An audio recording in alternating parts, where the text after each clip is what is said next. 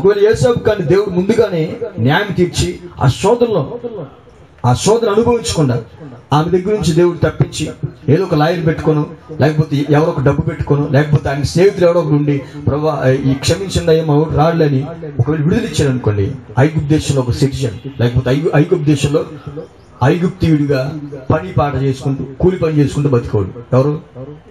యోసేపు. హల్లెలూయా. రాజు అయ్యేవాడా? స్తోత్రం.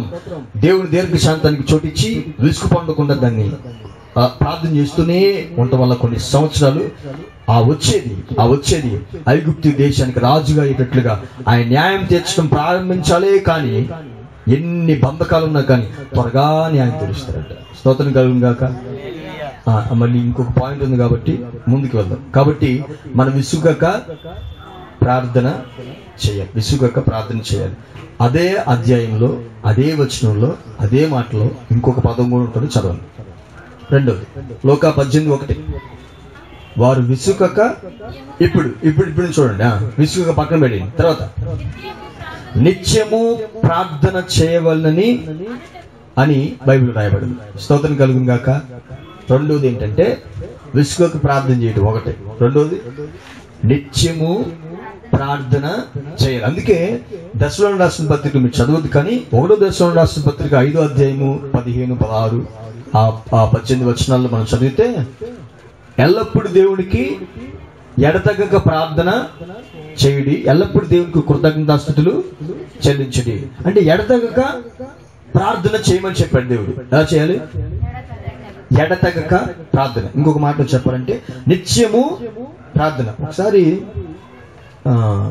దేవుడు చెప్పిన మాట, పౌలు ద్వారా దేవుడు చెప్పిన మాట చదవండి ఒకసారి. 1వ దశలోని రాసిన పత్రిక 1వ అధ్యాయం చూడండి ఒకసారి. చాలా మంది జీవితాల్లో ఉన్న ప్రశ్న, సావుకుల జీవితాల ప్రశ్న ఏంటంటే నిత్యము ప్రార్థన చేయడం అనేది సాధ్యమా? మనకి పని పాటలు ఏమి లేవా? నిత్యము మోకరంలో ఎలా ప్రార్థన చేస్తాం? ఎడ దగ్గర ప్రార్థన ఎలా చేస్తాము? అది సాధ్యమవుతుంది అనేది ప్రశ్న ఉంటుంది. 1వ దశలోని రాసిన పత్రిక 1వ అధ్యాయం 2 నుంచి చదవండి ఎవరైనా. 2 ఇంటికి చదువుకుని 4 చదవండి. దేవుని వల్ల ప్రేమింపబడిన దశలోని సంగమా, మీరు ఏర్పరచబడ్డారు. ఆ సంగతి అనగా మా సువార్త మాటతో కాదు, శక్తితోనూ పరిశుద్ధాత్మతో సంపూర్ణమైన నిశ్చయతతో మీ ఎద్దుకు మేము చెప్పాం. అలాంటి సత్యము మీ దగ్గరికి వచ్చినప్పుడు అది మాకు తెలుసు. మీ నిమిత్తం మేము మీ ఎడల ఎట్టివారు ఇంటిము.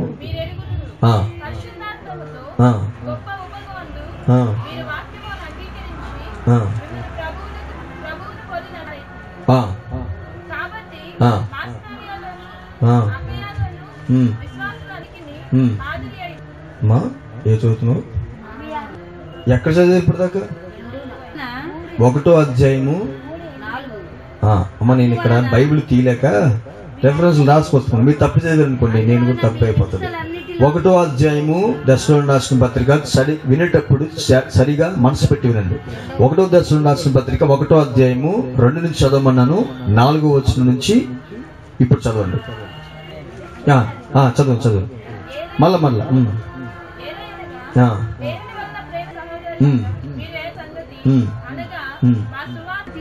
అమ్మా ఒక్క నిమిషం ఆగండి. వెయిట్ అమ్మా, నేను చెప్తాను. స్తోత్రం కలుగును గాక. హల్లెలూయా. ఒకటి కొలస్సీ పత్రికలో, క్షమించండి, కొలస్సీ పత్రిక 1:4 చదువు. 2 నుంచి ఇంటికి వెళ్ళి చదువుకోండి. అక్కడ మీకు కొన్ని విషయాలు జరిగితే 4వ వచనం చదవండి. మీకు కలిగి ఉన్న విశ్వాసాన్ని గురించి, పరిశుద్ధులందరి మీద మీకున్న ప్రేమను గురించి మేము విని ఎల్లప్పుడూ మీ నిమిత్తము ప్రార్థన చేయుచు ప్రభువు యేసు యొక్క క్రీస్తు యొక్క తండ్రి యొక్క దేవునికి కృతజ్ఞతాస్తుతులు. నన్ను క్షమించండి, నాదే పొరపాటు పడింది. అంటే ముందు రాయబడిన అది చెప్పాను మీకు. కొలస్సీ పత్రికలో మాట ఉంది. కొలస్సీ పత్రిక 1:4 ఏమంటున్నారంటే ఇక్కడ పౌలు గారు మీ విశ్వాసాన్ని గురించిన పరిశుద్ధులందరికున్న మీకు ఒక ప్రేమను గురించి విన్నప్పుడు వీళ్ళు ఏం చేస్తున్నారంట? కొలస్సీ సంఘం నిమిత్తమై ఎల్లప్పుడూ మీ నిమిత్తము ప్రార్థన చేస్తూ ఉన్నాను. మరొక మాట ఏమంటున్నాడు? తండ్రి అయిన దేవునికి కృతజ్ఞతాస్తుతులు అంటే ఎల్లప్పుడూ ప్రార్థన చేస్తూ ఎల్లప్పుడూ కృతజ్ఞతాస్తుతులు చెల్లిస్తూనే ఉన్నాము. నాకు విషయం ఏంటంటే అర్థం కాని, పౌలు గారికి పని లేదా? పని చాలా ఉంది. స్తోత్రం కలుగును గాక. పౌలు గారు శరీరంలో గొప్ప బలహీనత ఉంది. ఆ బలహీనతను బట్టి ఆయన శ్రమ పడడానికి చాలా కష్టమైనా కానీ శ్రమ పడుతూ ఉన్నాడు. పౌలు గారి జీవితాన్ని మనం గమనిస్తే ఎన్నో ప్రయాణాలు, స్తోత్రం కలుగును గాక, నెలలు, వారాలు, రోజులు తడబడి ప్రయాణాలు, చీకట్లో, నిందల్లో, అవమానాల్లో, వెలుతురులోను అన్ని కోణాల్లో శ్రమ పడుతూనే ఉన్నాడు. వెలుగల్లో చెప్పండి. రాత్రి పగళ్ళు అన్నపానాలు మానేసి కన్నీళ్లతో మహారోధులతో సంఘాల నిమిత్తం ప్రార్థన చేస్తూ, సంఘాల నిమిత్తమై పత్రికలు రాస్తూ, చివరికి సంఘాల దగ్గరికి వెళ్లకుండా జైల్లో బంధిస్తే వారి నిమిత్తమై రోదన పడి ఆ పత్రికల ద్వారా సంఘాలకి బలపరుస్తూ ఉండే పనిని ఆ పత్రికలు తీసుకుని మెసేజ్కి చెప్పడానికి వెళ్ళలేకపోయినా కానీ పత్రికలు రాసి పంపిస్తూ ఉంటాడు. వెలుగల్లో చెప్పండి. ఇలాంటి గొప్ప పరిచర్య భారము, ఇంత పని ఉన్నవాడు ఎల్లప్పుడూ ప్రార్థన చేస్తున్నాం అని చెప్తున్నాడు. వెలుగల్లో చెప్పండి. ఎల్లప్పుడూ ఎలా ప్రార్థన చేస్తున్నారు? ఎలా చేస్తారండి? చాలా మందికి తెలియని విషయం ఏంటంటే ఎల్లప్పుడూ ప్రార్థన చేయటము అసాధ్యము. ఎల్లప్పుడూ కృతజ్ఞతాస్తుతులు చెల్లించమంటున్నాడు. ఎల్లప్పుడూ మీకోసం నేను ప్రార్థన చేస్తాను. దానియేలు ఎన్నిసార్లు ప్రార్థన చేశాడు? ముమ్మారు. ఎలా చేశాడు ప్రార్థన? చెప్పాలందరూ. ముమ్మారు మోకాలుని, దానియేలు 6వ అధ్యాయంలో 10వ వచనం ఉంటుంది. ముమ్మార్లు మోకాలుని దేవుని స్తుతిస్తూ ఆయన సేవిస్తూ ఉన్నాడని బైబిల్లో రాయబడింది. గడికల్లో చెప్పండి. హల్లెలూయా. అప్పుడు ఆయన ఏం చేస్తున్నాడు? ముమ్మారు ప్రార్థన చేసేటప్పుడు ఆయనకున్న అధికారం ఏంటి చెప్పండి? ఆయన రాజ్యంలో రాజు దర్యావేషు యొక్క పెద్ద రాజ్యంలో మన దేశానికి ఎంతమంది ప్రధానమంత్రులు? ఒక్క ప్రధానమంత్రి. కానీ ఆ దేశం చాలా విస్తారమైన దేశం కాబట్టి 3 ప్రధానమంత్రులు ఉన్నారు. హల్లెలూయా. ఆ 3 ప్రధానమంత్రుల్లో ఒక ప్రధానమంత్రి ఎవరంటే దానియేలు. స్తోత్రం కలుగును గాక. అదొక విషయమే. అయితే ఇంకొక విషయం ఏంటంటే ఆ 3 ప్రధానమంత్రుల్లో ప్రాముఖ్యుడు మొదటివాడు ఎవరంటే దానియేలు. హల్లెలూయా. ఎందుకంటే 3 ప్రధానమంత్రులు ఏర్పరచడానికి కారణం ఏంటంటే పెద్ద దేశం అవడం వల్ల 3 ప్రధానమంత్రులు ఏర్పరిచారు. ఆ ప్రధానమంత్రుల్లో కూడా ముఖ్యుడైన వాడు ఎన్నిక చేయబడిన నెంబర్ 1 పొజిషన్ ఎవరిదంటే దానియేలు. స్తోత్రం చెప్పండి. ఇప్పుడు చెప్పండి, ఆయనకి ఎంత పని ఉంటుంది? ఆయనకి దేశం మొత్తంలో 3 ప్రధానులు ఏర్పరచండి. ఎంత పెద్ద దేశం తెలుస్తుంది. ఆ పెద్ద దేశంలో ప్రాముఖ్యంగా ప్రతి డెసిషన్ తీసుకుని కింద వాళ్ళకి చెప్పాలన్నా, కింద ప్రధానమంత్రులకి, రాజుకి, అందరికి చెప్పాలన్నా కానీ ఆయన ఎంత పని ఉంటుందో, రాజ్యంలో ఎంత ప్రాబ్లమ్స్ వస్తాయో, ఎన్ని భయంకర పరిస్థితులు వస్తాయో, ఎంత పని ఉంటుందో ఆయనకి. గడిగల్లో చెప్పండి. హల్లెలూయా. ఒక వార్డు నెంబర్ ఇప్పుడు ఖాళీగా మనం దొరకడం. స్తోత్రం. కానీ ప్రధానమంత్రి ఆ స్టేజ్లో ఉండి ఏ రోజు మానక 3 సార్లు మోకాలుండి ప్రార్థన చేస్తానే ఉన్నారు. ఎడిగల్లో చెప్పండి. నేనేమంటున్నా అంటే అప్పుడు ఆ దానియేలుకున్న పరిస్థితులు ఇప్పుడు మనకు ఉన్నాయా? మన ప్రధానమంత్రికి కూడా లేవు. ఎడిగల్లో చెప్పండి. హల్లెలూయా. అవి లేవు.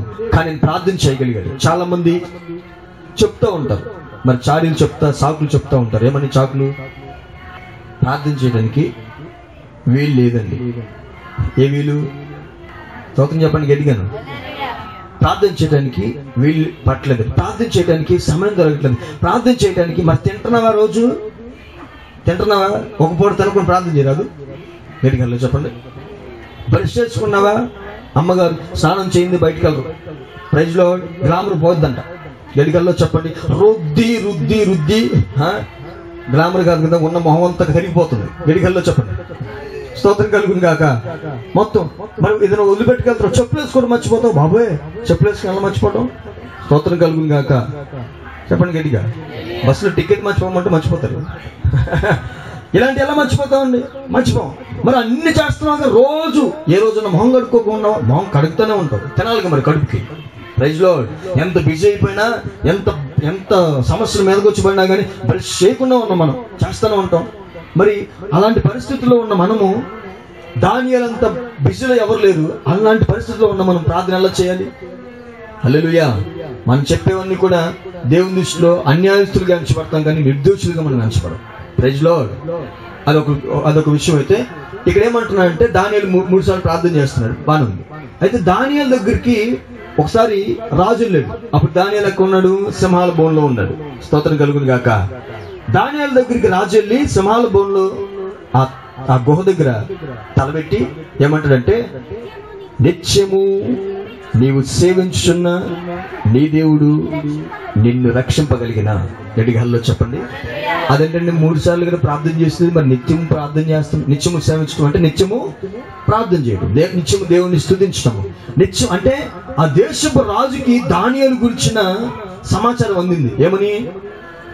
దానియేలు ఎప్పుడు ప్రార్థన చేస్తానే ఉంటాడు. అదేంటో రాజ్య పరిపాలన నేను చూసుకోవట్లేదా? ప్రధానంలో మొట్టమొదటి వాడు కదరా, ఏం చూసుకోవట్లేదంటే చూసుకున్నాడండి. అన్ని కరెక్ట్ గా చేస్తాడు. ఎక్కడ దొరకట్లా పట్టుకుందాం ఉన్నా కానీ, స్తోత్రం కలుగును గాక. ఎక్కడ దొరకట్లేదు, ఎంత అన్యాయంలో పట్టుకున్నాను కుదరట్లేదు, సమయంలో పట్టుకుందామని కుదరట్లేదు. అన్ని కరెక్ట్ చేస్తాడు. వచ్చినప్పుడు కరెక్ట్ టైంకి వస్తాడు, వెళ్ళేటప్పుడు కరెక్ట్ టైంకి వెళ్తాడు. అన్ని పనులు కరెక్ట్ చేస్తున్నాడు. ఎవరి దగ్గర ఎటువంటి ప్రాబ్లం లేకుండా అన్ని చక్కపరుచుకున్నాడు.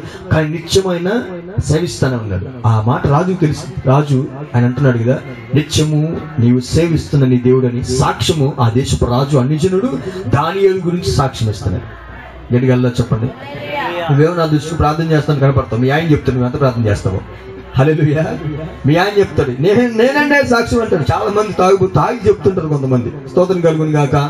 మీ ఆవిడ చెప్తుంది నువ్వు లేనప్పుడు. ప్రైజ్ లో నువ్వు లేనప్పుడు మీ ఆయన చెప్తుంది మీ ఆవిడ చెప్తుంది నువ్వు ఎంత ప్రార్థన చేస్తున్నావో, ఏం చేస్తున్నావు. గడిగల్లో చెప్పండి. ఎందుకు మీరు అంతా వెళ్ళిపోయిన తర్వాత చిన్నపిల్లలను పిలిచి అడిగితే ఎలా ప్రార్థన చేస్తున్నావు? మా అమ్మోళ్ళు ఎప్పుడు చేసేది ప్రార్థన. హల్లెలూయా. గడిగల్లో చెప్పండి. చిన్నపిల్లలు అడిగి చెప్పేస్తారు, వాళ్ళు ప్రార్థన చేస్తారా చేయలేదా వాళ్ళు చెప్పేస్తారు. స్తోత్రం కలుగును గాక. కానీ దేశాన్ని పరిపాలించే రాజుకు తెలిసిందంటే దానియేలు ఎంత ప్రాముఖ్యంగా నిత్యం ప్రార్థన చేస్తున్నాడు. వాక్యం అంటుంది కదా, నిత్యము చెప్పాలి, నిత్యము ప్రార్థన చేయవలను. నిత్యం ప్రార్థన చేయడం సాధ్యమా? ఒక పక్కేమో ఇంత భాగాల్లో పరిచయంలో ఉన్న పౌలు గారు అంటున్నారు, నేను నిత్యము ఎల్లప్పుడూ దేవునికి కృతజ్ఞతాస్తుతులు మీ నిమిత్తం చెల్లిస్తున్నాను, ప్రార్థన చేస్తున్నాను. ఇంత ప్రధానమంత్రిగా ఇన్ని బాధితులు ఉన్న ఈ వ్యక్తి కూడా రాజు ద్వారా సాక్ష్యం పొందుకున్నాడు. నిత్యము నువ్వు సేవిస్తున్నావు, నిత్యం ప్రార్థన చేస్తున్నావు అని సాక్ష్యం పొందుకున్నాడు. అసలు నిత్యం ప్రార్థన చేయడం అసలు సాధ్యమేనా? గట్టిగా చెప్పండి.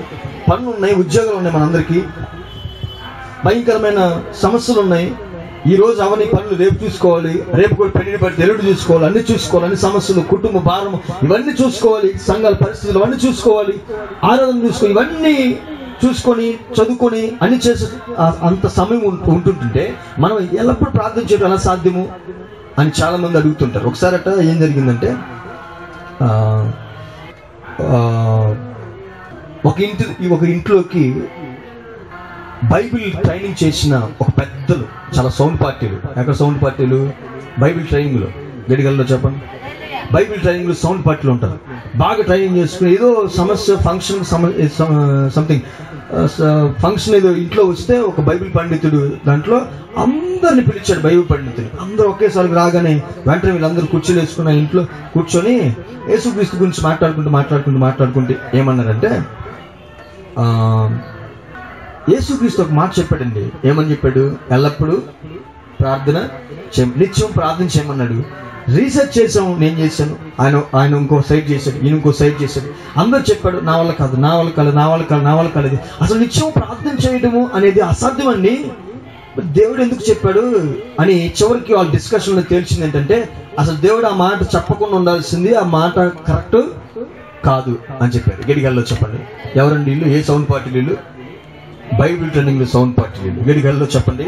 అంటే నిత్యం అంటే దేవుడు అబద్ధం చెప్తారు, నిత్యం ప్రార్థన చేయడం అబద్ధం అంటే చెప్పకుండా ఉండాల్సింది.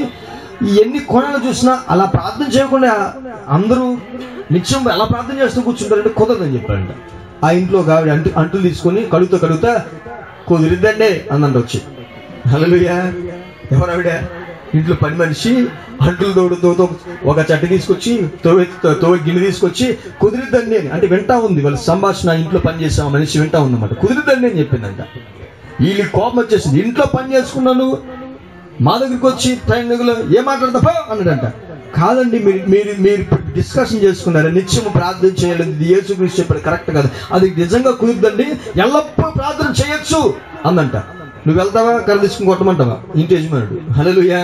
ఇప్పుడు దాకా పని చేసుకుని కూర్చున్న మా సంగతి నీకెందుకు వెళ్ళవా అంటే నేను చేస్తున్నా అని చెప్పిందంట. గడిగల్లో చెప్పండి. వాళ్ళు స్టన్ అయిపోయిట్రా, నువ్వు చేస్తున్నావా? నిత్యం ప్రార్థన చేస్తున్నావు? అవును నేను చేస్తున్నా అండి. ఇప్పుడు దాకా ఏం చేసావు? గిన్నెల్లో ఇంతకు ముందు ఏం చేసావు? ఇల్లు ఉడిచావు, హల్లెలూయా. ఉదయం ఏం చేసావు? టిఫిన్ చేసావు నా కోసం. ఇంట్లో ఉదయం సాయంత్రం దగ్గర పని చేస్తాం, ఏం చూస్తుంటే ఎల్లప్పుడు ప్రార్థన చేస్తున్నావు అలా చెప్తున్నావు అందంట. గడిగాల్లో చెప్పండి. ఆవిడ చెప్పింది అనమాట. అంటే అక్షరాల దేవుడు చెప్పిన మాట సత్యం అండి, నేను ప్రార్థన చేస్తున్నాను చెప్పింది. అక్షరాల దేవుడి మాటలో ఒక్క పొల్లైనా తీసివేయబడని కుదరదు. ఆయన చెప్పిన మాటలు సత్యం, ఆయన స్థిరపరచబడతాయి, ఎల్లప్పుడూ ప్రార్థన చేయడం సాధ్యమే అని చెప్పిందంట. Praise lord. గడిగాల్లో చెప్పండి. హల్లెలూయా. నేను చేస్తున్నాను మార్నింగ్ నుంచి ఈవినింగ్ దాకా, నైట్ దాకా ఎక్కడ పని చేసుకుంటా బతుకుతూ ఒక్క క్షణం కూడా నీకు తీరుకుండదు, అంత బిజీగా నువ్వు ఎప్పుడు ప్రార్థన చేస్తున్నావు అంటే ఆమె చెప్పింది తెలుసా, ఇంటిని శుభ్రం చేసేటప్పుడు మనసులో అనుకుంటుందంట, ప్రభువా నా హృదయం కూడా ఇలానే శుభ్రం చేయి. స్తోత్రం కలుగును గాక. నీకు చెప్పండి, నా హృదయం కూడా, నేను అందుకే చెప్తా, అంటుందో వీటప్పుడు ఏమనుకుంటుందంటే, ప్రభువా నేను పైన లోపల తవ్వుతున్నా, నన్ను కూడా పైన సున్నగొడ్డు సమాధుల్లాగా పాత్రలు వెలుపలు తలతల్లాడించే కాకుండా లోపల బయట నేను తవ్వుతున్నాను కాబట్టి ఇలా చెప్తా ఉంటా. నా కంట్లు తవ్వేటప్పుడు దేవుడు వాక్యం నేర్పించాడు, మీరు అంట్లు తవ్వేటప్పుడు వాక్యాన్ని నేర్చుకోండి. నాకు నేర్పించిన వీరు మీకు నేర్పించుకోండి. బట్టలు ఉతికేటప్పుడు ఉతుకుతుంటే ఎంత ఉతికితే అంత మురిగిపోతుందంట ఆవిడ. హల్లెలూయా. అందుకని ప్రభువా నన్ను కూడా ఇలానే ఉతుకు లోపల మొత్తం బయటకు వచ్చినట్లు అని అలా చేస్తుంటారు. వంట వండేటప్పుడు పొయ్యి దగ్గరికి వెళ్ళి గ్యాస్ ముట్టించి వంట వండుతూ ఉన్నప్పుడు ఇలాంటి తీక్షణమైన అగ్నితో నన్ను కూడా మన్నించు ప్రభు అని ఆ వంట చేసేంత సేపు కూడా మనసులో ఇలాంటి తీక్షణమైన వంటతో నన్ను మండిస్తానే ఉంది ప్రభువా అని చెప్పేదాన్ని. 7 గంటల్లో చెప్పండి.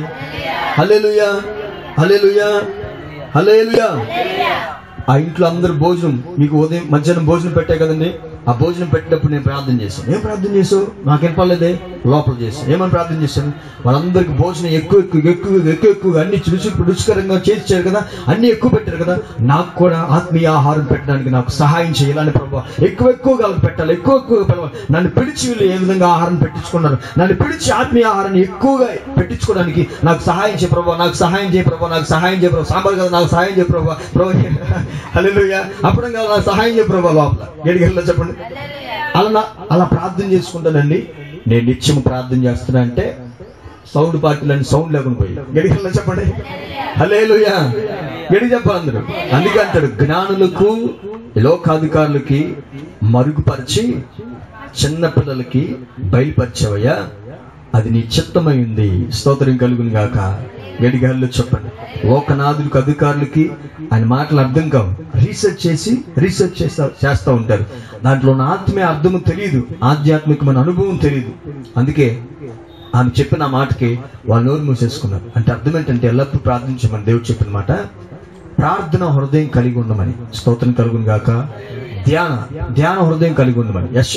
యోబు గ్రంథంలో ఒక మాట ఉంది, చదవద్దు కానీ అక్కడ ఏమని రాయబడిందంటే, యోబు గ్రంథంలో అధ్యాయులు అంటాడు, నీ చదవండి, అది కూడా మీకు తెలుస్తుంది కదా, ఒకసారి చదవండి అది కూడా. స్తోత్రం కలిగింది. హల్లెలూయా. 15వ అధ్యాయం 4వ వచనం. యోబు గ్రంథము 15వ అధ్యాయం 4వ వచనం. దేవునిని గూర్చిన ధ్యానము, అంటే దేవుని గూర్చిన ధ్యానం అన్నాడు. అంటే అర్థం ఏంటంటే ప్రార్థనా ధ్యానం అని అర్థం. వెనకాల చెప్పండి. నేను అప్పుడప్పుడు మీటింగ్స్ మీరు వచ్చినప్పుడు నేను ఒక మాట చెప్తాను, మీరు గమనించడం లేదు. ఏమని చెప్తానంటే, ప్రార్థనా పూర్వకంగా ఉండండి. ఏంటది? ప్రార్థనా పూర్వకంగా ఉండండి చెప్తూ ఉంటాను. అంటే అర్థం ఏంటి? నీ హృదయంలో ఈరోజు వాక్యం వినడానికి వచ్చావా, నాతో మాట్లాడు ప్రభు, నా పరిస్థితులు ఇవని నీ హృదయంలో ప్రార్థన చేసుకుంటూ ఆ ప్రార్థన పూర్వకంగా ఉండాలి. గడిగల్లో చెప్పండి. అందుకే మీ హృదయాల్లో దేవుడి గురించిన ధ్యానం మాత్రమే ఉండాలి. మీరు పనుకున్నప్పుడు ఆయన గురించిన ధ్యానమే మీరు ఉండాలి. నేను పనుకున్నప్పుడు నిద్ర రాలేదనుకోండి, అంటే మీకు నా సాక్ష్యం చెప్తున్నాను.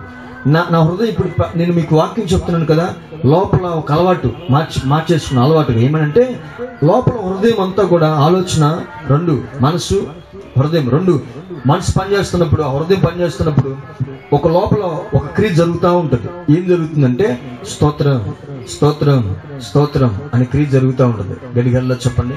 పనుకున్నాను అనుకోండి, స్తోత్రం. భయం వచ్చింది అనుకోండి, యేసు రక్తమే జయం. బయటికి చెప్పకపోయినా లోపల అనుకుంటాను. ఒక వ్యక్తితో మాట్లాడేటప్పుడు ఆ వ్యక్తితో మాట్లాడుతూ ఉన్నాం అనుకోండి, కొన్ని సమయాల్లో మెసేజ్ రాదు బయటికి. అప్పుడు వెంటనే ప్రభు నెక్స్ట్ ఏం చెప్పాలి, నెక్స్ట్ ఏం చెప్పాలి, నెక్స్ట్ ఏం చెప్పాలి అని హృదయంలో ధ్యానం చేస్తూ ప్రార్థన చేస్తుంటాను. గడిగల్లో చెప్పండి.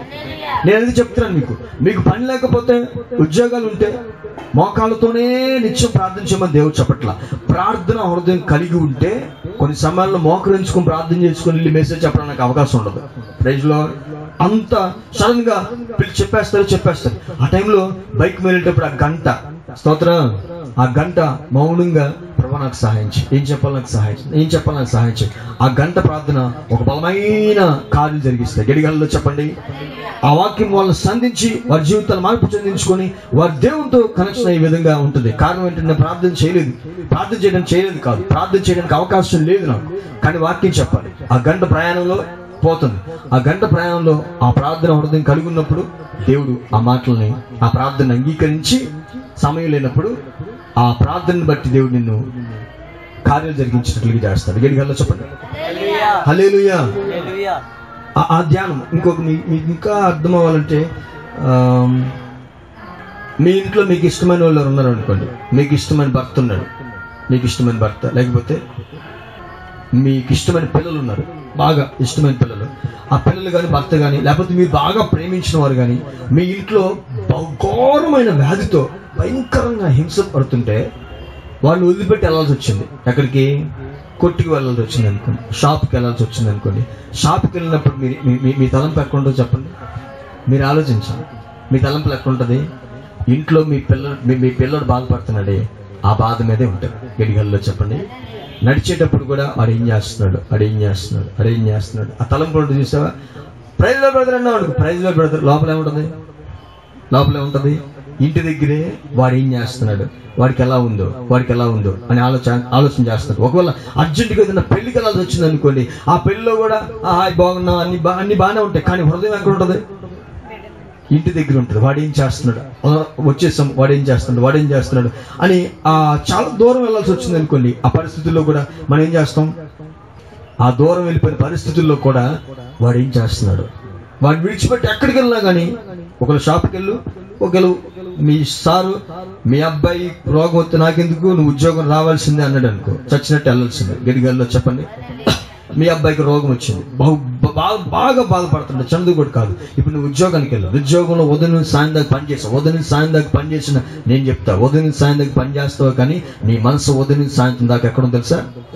నీ పిల్లవాడి మీద ఏం చేస్తున్నాడో, ఆరోగ్యం మీద బాగుపడాలని, ఆ అనారోగ్యంగా బాధపడుతున్న పిల్లవాడి మీదే ఉంటుంది.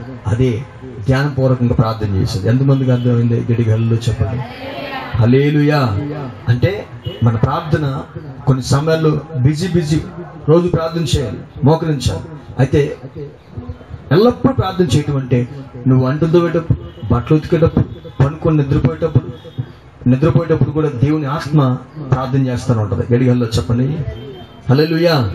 తర్వాత మీ ఉద్యోగాలు చేసుకునేటప్పుడు, షాప్కి వెళ్ళేటప్పుడు, మీ జర్నీలో ఉన్నప్పుడు ప్రశాంతంగా పనుకొని ప్రశాంతంగా ఆయన గురించిన ధ్యానం ప్రార్థన చేస్తుంటే నువ్వు ఆ గంట ప్రార్థన చేసినట్లే. గడిగల్లో చెప్పండి. హల్లెలూయా. దేవుని దగ్గర పోరాడండి. ప్రభువా నిత్యము ప్రార్థన చేసే మీకు ఒక మంచి ఐడియా ఇచ్చే కదా, బాగా పొయ్యి రగులుతూ ఉంది అనుకోండి, ఏం చేస్తారు? హల్లెలూయా.